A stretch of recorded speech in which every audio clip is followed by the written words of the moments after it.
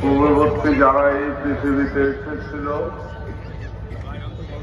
তারা এই কুমিল্লাকে, এই পৃথিবীকে সুন্দর করে রেখে গেছিল বলেই আমরা একটা সুন্দর পৃথিবী ভোগ করছি।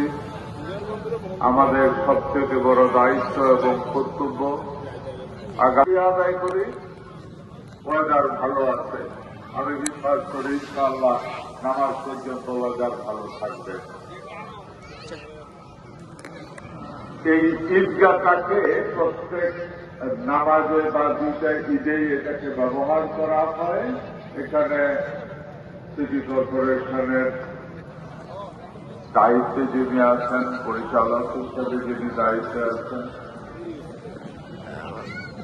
আপনারাও যারা আছেন, এটাকে বোধহয় ঈদের নামাজটাকে অন্তত নিশ্চিন্তে পড়ার মতো, সিকিউর করার মতো একটা পরিবেশ জমায় ঈদের নামাজ পড়তে আসছি।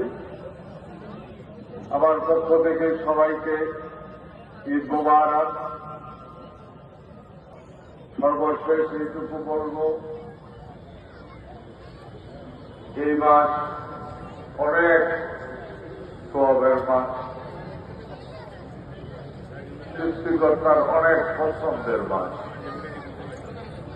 আসেন সবাই জন্য সবাই দোয়া করি। আজকের যে আনন্দ, আমরা ঈদের আনন্দ আমরা উপভোগ করছি, দোয়া করি সবাইকে বছরের বাকি দিনগুলিও যেন একই ধরনের আনন্দ উপভোগ করার তৌফিক যেন আল্লাহ আমাদেরকে দেয়। আসেন এই পৃথিবীকে সুন্দর করার জন্য আমাদেরকে আরো সুন্দর হতে হবে।